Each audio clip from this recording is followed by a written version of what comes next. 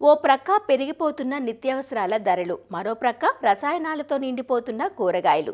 ఆరోగ్యం కోసం తింటుంటే తీరా అవి అనారోగ్యాన్ని తెచ్చిపెడుతున్నాయి. అందుకే ఎలాంటి రసాయనాల జోలికి పోకుండా స్వచ్ఛమైన కూరగాయలు, పండ్లను సాధ్యమైనంత వరకు పెరట్లో లేదా డాబాపైనే పండించుకొని ఆరోగ్యాన్ని కాపాడుకునే ప్రయత్నం చేస్తున్నారు పట్టణ నగరవాసులు.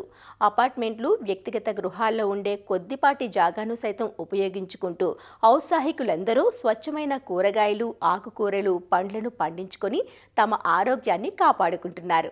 అలా గత దశాబ్ద కాలం నుంచి ఇంటి అవసరాలకు కావలసిన పూలు, పండ్లు, కూరగాయలను సొంతంగా స్వచ్ఛంగా పండించుకుంటున్న విజయవాడ దంపతుల్ని పరిచయం చేసుకుందాం రండి.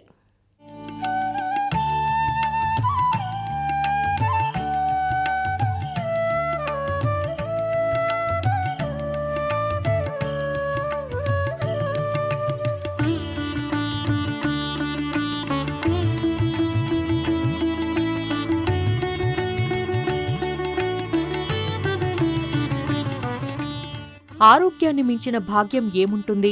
అందుకే ఇటీవలి కాలంలో అందరూ ఆరోగ్యానికి అధిక ప్రాధాన్యత ఇస్తున్నారు.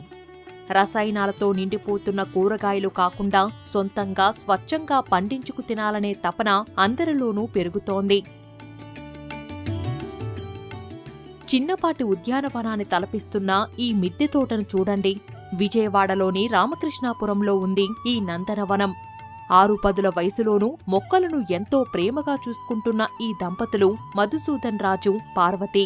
ఇద్దరూ ప్రభుత్వ ఉద్యోగులే అయినప్పటికీ ఉదయం, సాయంత్రం వేళల్లో మొక్కల పెంపకానికి సమయాన్ని కేటాయిస్తున్నారు. పార్వతికి మొక్కల పెంపకం అంటే మక్కువ. ఆ ఇష్టంతోనే గత 10 ఏళ్లుగా మిద్దె సేద్యాన్ని కొనసాగిస్తున్నారు. కాలానుగుణంగా పూల మొక్కలు, ఆకుకూరలు, కాయగూరలు, పండ్ల మొక్కలను పెంపకం చేస్తున్నారు. రసాయనాలకు తావివ్వకుండా వంటింటి వ్యర్థాలనే ఎరువులుగా ఉపయోగిస్తున్నారు. వృత్తిరీత్యా పార్వతి ఫార్మాసిస్ట్ కావటంతో వివిధ మొక్కల గుణగణాలు తెలిసిన ఆమె ఆకులు కోసి వాటిని నీటిలో ఉడికించి తాగటంతో తన భర్త మధుమేహం పూర్తిగా తగ్గిందంటారు. మిద్దె తోట ఉంటే ప్రత్యేకంగా వ్యాయామం చేయాల్సిన అవసరం లేదంటారు ఈ దంపతులు.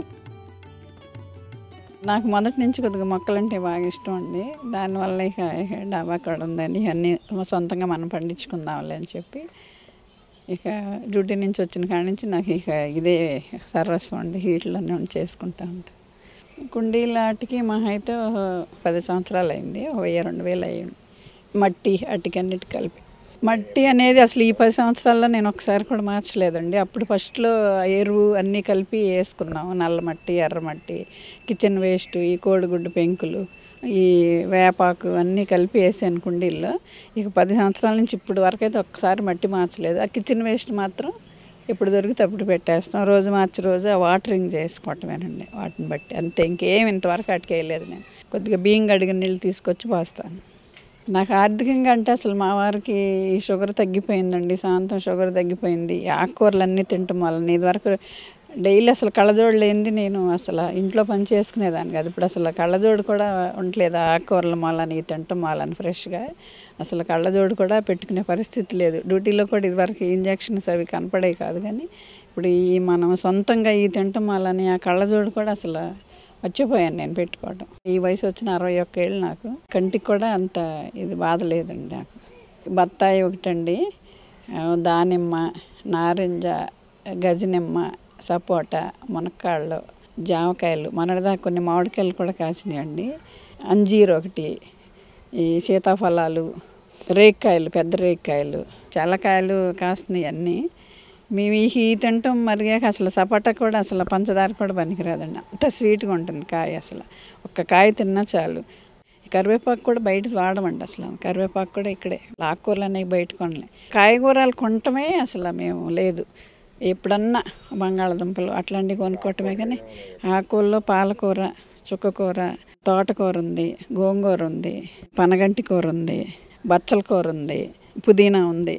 పూల మొక్కలు కూడా మందారాలు కూడా 10 రకాలు ఉన్నాయండి. మందారాలు, కనకాంబరాలు కానీ, మల్లెపూలు కానీ అసలు ఏమీ బయట కొనటం అసలు పూలు కూడా తక్కువ. మనసు ప్రశాంతం. అది ఈ మొక్కల్లో తిరుగుతూ ఉంటే అది అసలు ఆనందం వేరు. మా వారు బాగా అంత పెరాలసిస్ పేషెంట్ అట్లా వచ్చినా కూడా వీటి మూలాన్ని జ్యూస్లు అయ్యి పొద్దున్న ఆకుకూరలన్నీ వేసి జ్యూస్ వీటి మూలాన్ని బాగా తొందరగా రికవర్ అయ్యారు 4 రోజుల్లోనే మొత్తం. అదేంటో ఎప్పుడు ఇలా చెట్లో ఉండాలా అని అదో ఆనందం. ఇక చేసుకోవాలి ఎక్కడెక్కడ అని విత్తనాలు చల్లుకోవాలి, మళ్ళీ వాటికి నీళ్లు పోసుకోవాలి. చీడ కూడా ఇప్పటి వరకు ఒక్క చెట్టుకి కూడా చీడబడ్డారు కదండి. ఎరువులు అంటే ఈ కిచెన్ వేస్టేనండి, ఇంకేమేను కిచెన్ వేస్ట్ అని బియ్యం కడిగిన నీళ్ళు వేస్తాను. మాకు ఈ మధ్య తోట మూలని మాకు కింద కూడా అసలు ఏసీతో పని ఉండదండి.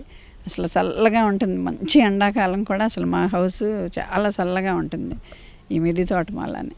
అసలు పప్పు కూడా ఈవెన్ 5 నిమిషాల్లోనే ఉడికిపోతుంది మనం ఆకుకూర వేసుకుంటే.